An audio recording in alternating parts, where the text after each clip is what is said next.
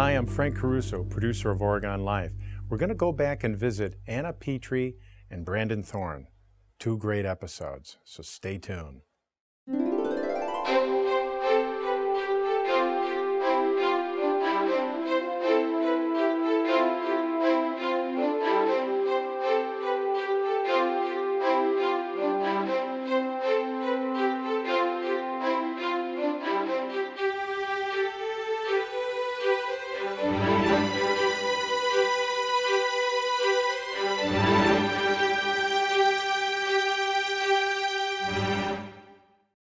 I was really excited to meet and sit down with Anna Petrie, who is a mezzo-soprano. Her and her husband moved from New York to Oregon to raise a family, and she's here now. She still uses her voice, and she has some interesting things to say about the theater and its participants.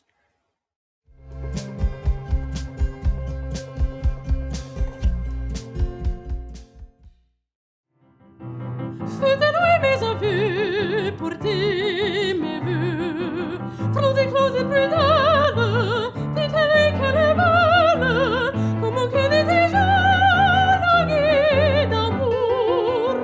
Faites-lui mes aveux, pour tes mes voeux, révélez à son âme le secret de ma flamme, qui s'égare avec un parfum plus doux.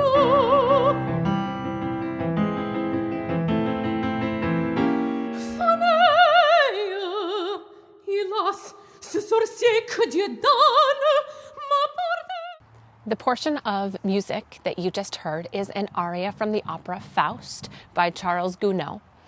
In this particular portion of the opera, Cybele, the boy, is sung by a mezzo-soprano.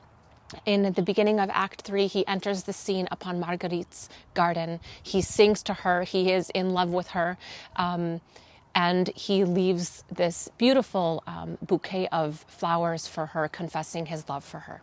For those of you who don't know what a mezzo-soprano is, you have in general 4 voice types: soprano, mezzo, or alto, tenor, and bass. There are many other combinations of voice types within that, but the mezzo-soprano is the lower female voice type. And in operatic repertoire, we often sing what we call pants rolls. Pants rolls are prepubescent boys that are sung by mezzo-sopranos, generally lyric mezzo-sopranos, and lyric is a modifier to help explain the type of mezzo-soprano voice, a voice that likes to move, and those roles are sung by mezzo-sopranos because of the youthful character in the voice, because the range of the voice can both be reminiscent of some voice changes happening in prepubescent boys during that time, and it's a wonderful role to play. One of my favorite things is to play a pants role. For as long as I can remember, I wanted to sing. I wanted to be involved in music and that expressivity that comes from vocal repertoire. As a young girl, the safest space for that type of singing and that type of expression for me was in church.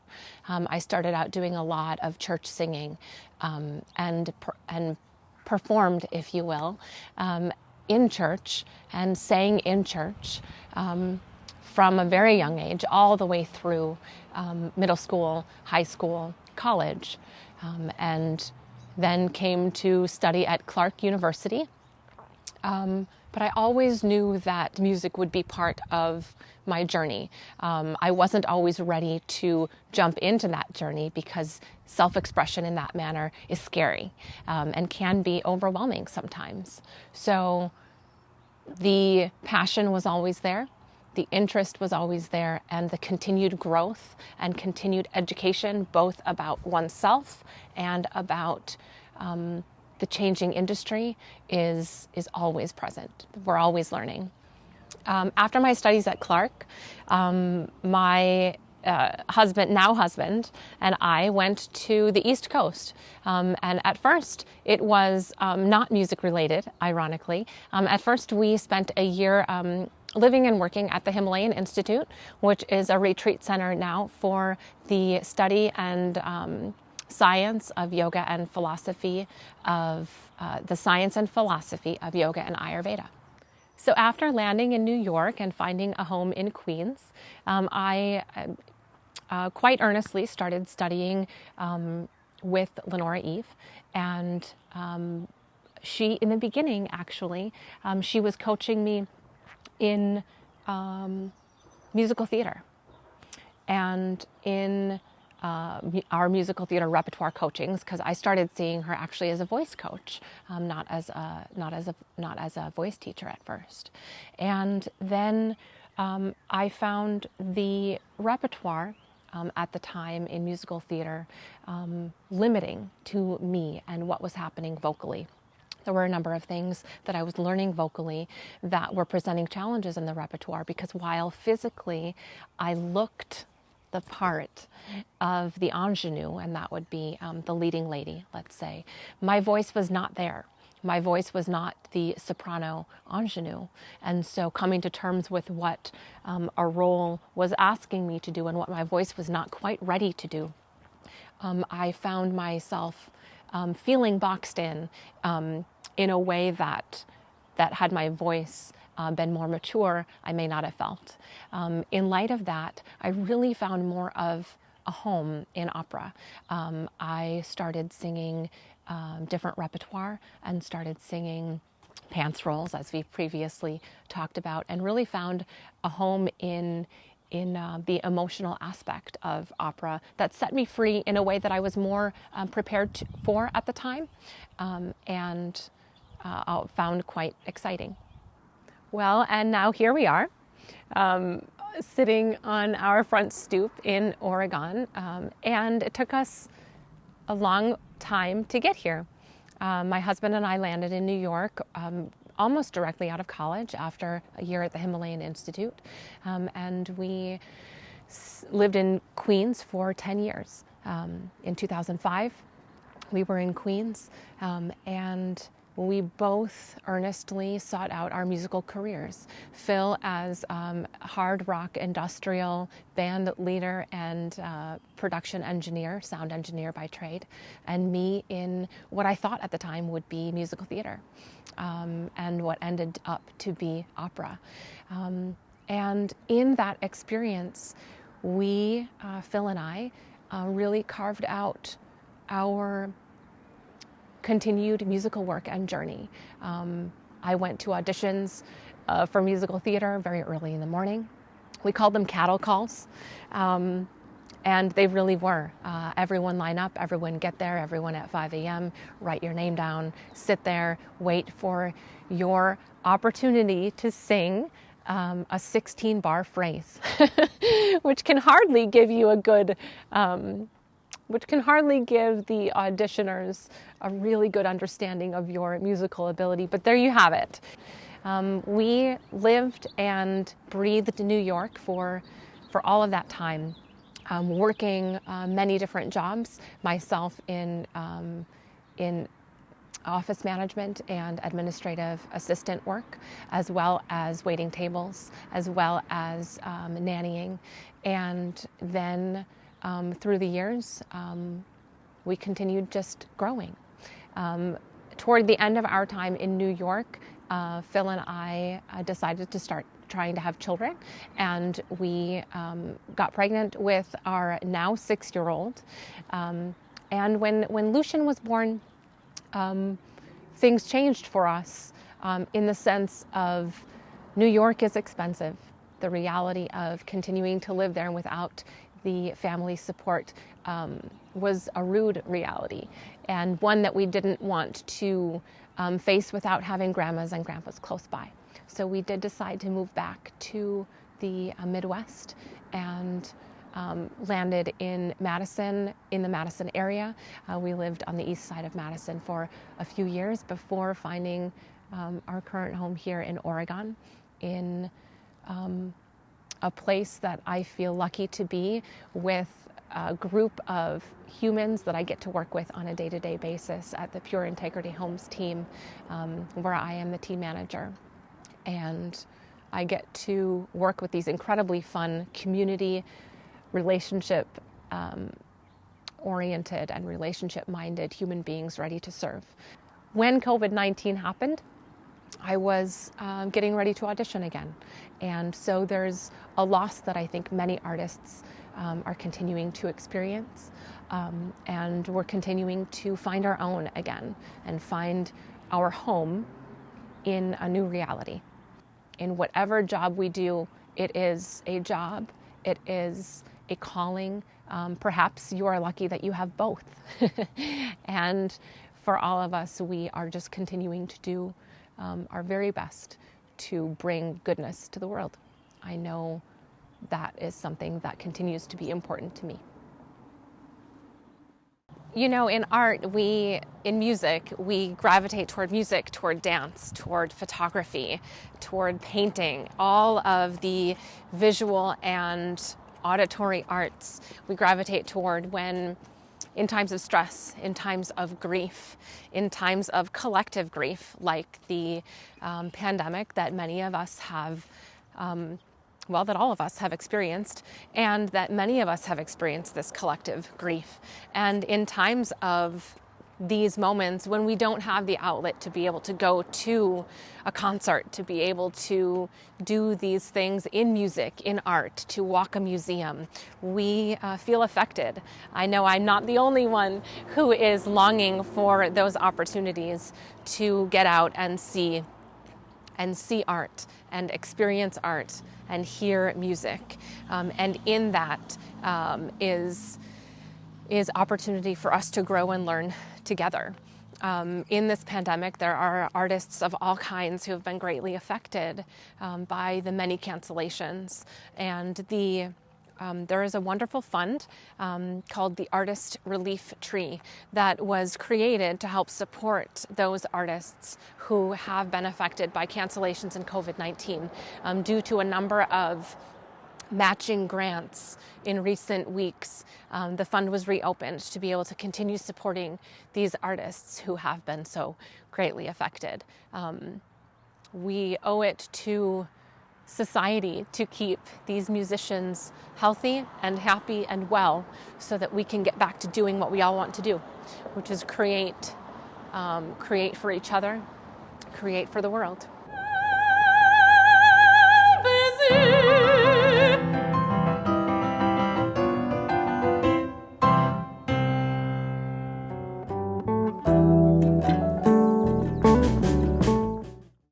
Good morning, Torhorst Insurance. This is Randy. Torhorst Insurance, this is Christine. How can I help you? Torhorst Insurance, this is Chad. Oh, hey, Sean. Hey, Sarah. How are you doing today? Oh, hey, Jerry. How you doing?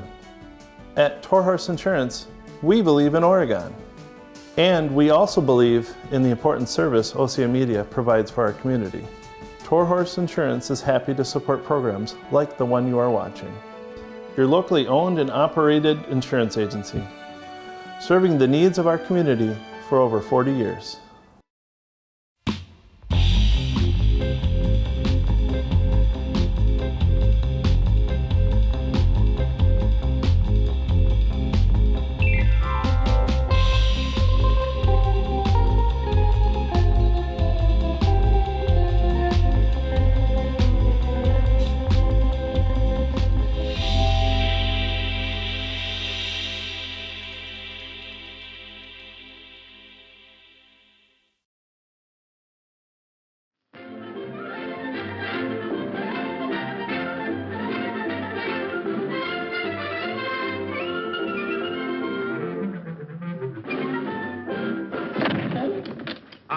You oughta what? Feed me! You can talk. I got a talking plant. I wonder if there really are people on Mars. Well, who knows?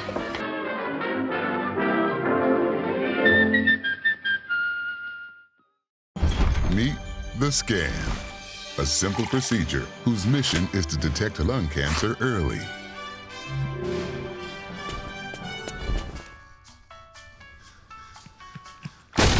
I'm here to save you. But I feel fine. That's great, but you may still be at high risk for lung cancer. Oh man, that's a new fence. If you smoke, early detection could save your life. Learn more at savedbythescan.org.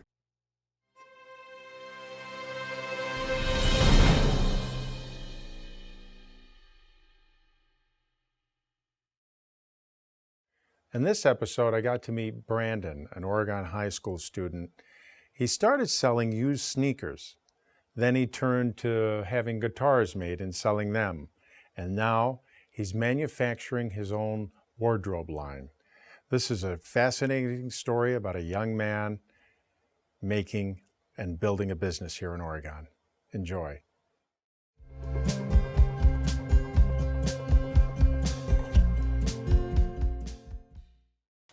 Okay, you're looking for a size 13 and a 12. Okay, I think I have that in the Tailwind and the Blazer for you. So back in middle school, I really liked basketball and, basketball shoes all surrounding that. And, every time, you go to the store and stuff and, all those shoes are, $200-$300 and, just not really affordable for, most people. So I, kind of had an idea after seeing some other people selling shoes. And, back then I started and I bought, a pair or two online and, it didn't really go well. I mean, I was excited when I got it, being able to see it and, hold it and know that, that was mine. But it took me, a few months to sell those pairs and I didn't make any money on it, but I did, start to kind of see the process. And since I'd spent so much time looking for myself, I kind of had a good idea of how much things, should cost and, knew when I saw a good deal. So I tried buying, a few individual things off there and bought in bulk a little bit from some shops. And, after that, I slowly started to see a little bit more success, selling the used shoes. And so I built up a relationship with a shop in Milwaukee that, kind of did the same thing I did, but with the storefront. And then they, every week or two would sell me all their old inventory that they couldn't sell on there. And then I would take it and put it online. And so really that and another relationship in Milwaukee for me kind of, boosted what I was doing. And, pretty quick after that, went from, 1 to 2 pairs up to, 20, 30. And, at that point I was starting to make some more money. So, then just gave me a lot more flexibility to, start buying more stuff and, being able to get more in bulk. And so really that's kind of how I, started to expand the used shoes, and really, built that up. And so after selling used shoes for a while, I kind of, after seeing other people doing things, I really wanted to figure out how to, get into the new shoes and be able to start selling stuff a bit quicker. So at that point, about a year ago, I discovered a group that kind of gave opportunities to find new shoes from retail shops across the country. And so I started kind of going into that, and that really helped me start to be able to buy a lot of shoes and move through them quicker. I was able to acquire a lot of shoes and start selling more new stuff and kind of move on from the old shoes. And so, with that, gave some better opportunities because I could find, shoes at a lot of different price ranges, maybe starting at, $60, $70 up to $5,000. And, that just helped me really expand, with that and start moving a lot more shoes. So after doing the shoes for a while, and kind of looking around, seeing what else I could do, I, discovered some people who, were selling some clothes. And so, online I found, I found these pants and I liked how, I liked the design and, could kind of see them as a, good basic kind of everyday, pair of pants for people. And so I started out buying, maybe 20 to 30 pairs of these in different colors, and listed them on a clothing website that I had previously used for myself. And so then, after maybe a month or so, the pants really started to take off. I started taking better pictures, and modeling them and, doing all that stuff kind of for them. And, then after, the success of that, and, it's really been consistent sales with those for, 3-4 months now. I, have tried to start designing some of my own products, and getting that made, because some of this stuff, you can buy direct, but it's a lot more expensive, when you're buying, 50, 100 pieces of something, pre-made versus, when you can manufacture your own thing and, buy it in the thousands. So, when I go through the process of designing something, normally it starts with, price with manufacturer, and, once you kind of get something worked out, I normally start sending them designs. So, I knew I wanted to have a fleece like that, so I kind of showed them some stuff that I liked, and they gave me some options. So, I wanted it to be, snaps. I don't like the zipper look as much, so, and then this is kind of a nylon on here, and then they kind of wrap that on the cuffs, along the bottom too. So, I kind of wanted to, have some different colors on it. I offer these in, multiple colors, but, normally with them, you go from the price kind of, and, once that's worked out, kind of get into the specifics, and, they normally, once you're kind of in the process, they'll go to a, market in town or something, and, send you a lot of pictures of, your different choices for materials and things they can do. And then, sometimes they kind of draw it up on a, board for, all the details and stuff like that. And, normally I'll make a few as well, kind of show you, everything about it. And then, I'll, talk with them and confirm, or, if I want to change. So, the guy first, when he made these, he actually made it with a zipper and, showed me, and I said, let's change it to the buttons. I don't like that look as much. So, you kind of got to make a little bit of changes, with that too, in the process.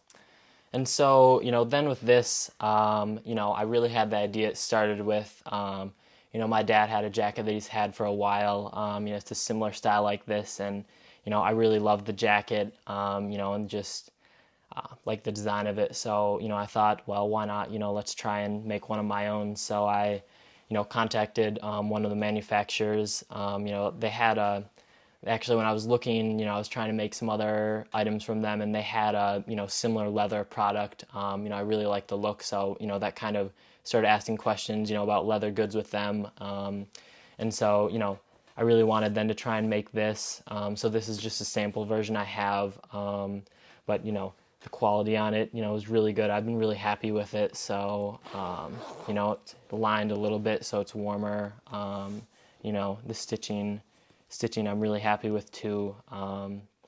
So, this I kind of based off a little bit, with my dad's jacket, and so kind of trying to make, some other colors in it, and just give the buyer some other options. But, I've been really happy with, how it's made, and, the quality on all of it. And then around a similar time when I found the cargo pants, when I was looking at stuff like that, I came across electric guitars. And so, I used to play guitar, maybe 4 or 5 years ago, and I kind of understood, the thought process of people trying to, find a really nice guitar at an affordable price, because, a lot of the, manufacturers are charging, a couple $1,000s for a, new guitar. And so I, started off again buying, a few of these. I listed them on a few different sites, and, at the price point, I, took a chance and, wanted to see what I could do. And so, I sold them all, within a month, and received some pretty positive feedback. So after that, I purchased 50 of them, and, started to kind of design some colors myself, and, make some really custom-made, designs on them. So, after that, I got that shipment in, and thought that was kind of going to be the, moment of truth of, if people really would still be interested in these, and I could, start selling them at a, faster pace. And so then, around Christmas time, and, after that, I sold, all those, pretty quickly, and, was really happy with the response that I got and had a lot of repeat customers with them. So, I just placed another order and I'm waiting on those, but, I'm pretty excited for, where this can go, and I hopefully will be able to start branding them pretty soon, with my own label and, kind of see where I can take this and, expand with some other models. And my hopes for this going forward is, I really want to keep working, within the clothes and guitars, really kind of see what I can do designing and, start to build a brand with it. Didn't want to have to go to college, if I didn't have to. I really wanted to be able to, have a more flexible schedule and, be able to work for myself if possible. So, I really enjoy being able to kind of work with the customers and, communicate with that and, work on making sales with that, see how far I can take it. Just being able to, design stuff and really make it out of nothing, is, I just think that's really cool. So, I just like to see how far I can take that, and really try and build it up.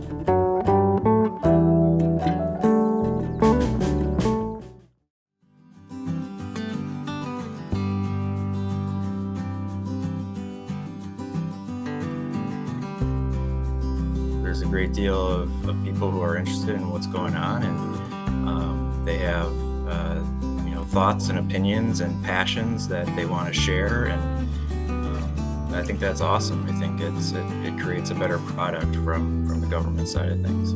So when we talk about the library and building a new library, we talk about the building part a lot, but that's not really what it's about. It's really about people. We're not really just building a library, we're building community, and people and our community members are really at the heart of that.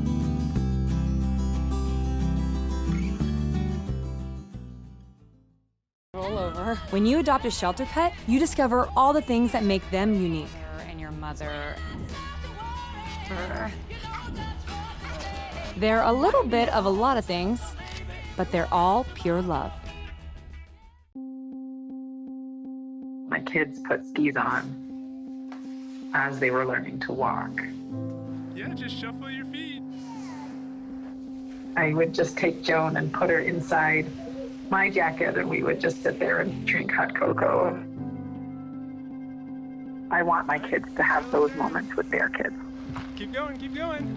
All right, now put your feet down. From the second you have a child, you want to do everything you can to protect them. I think our action on climate change is no different. It's just an extension of being a mom. Being a scientist, I'm worried about climate change in so many different ways for my kids that I might start crying if I dwell on it too much. I think that if we come together, pretty much anything is possible.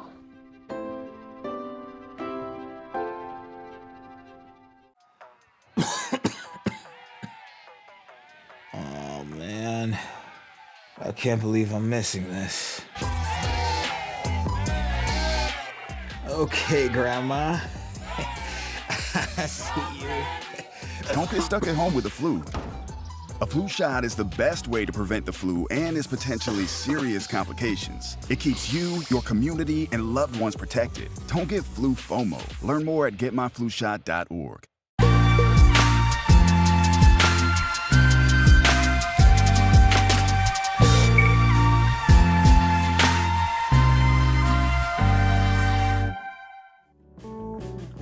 Hi everyone, it's Frank again.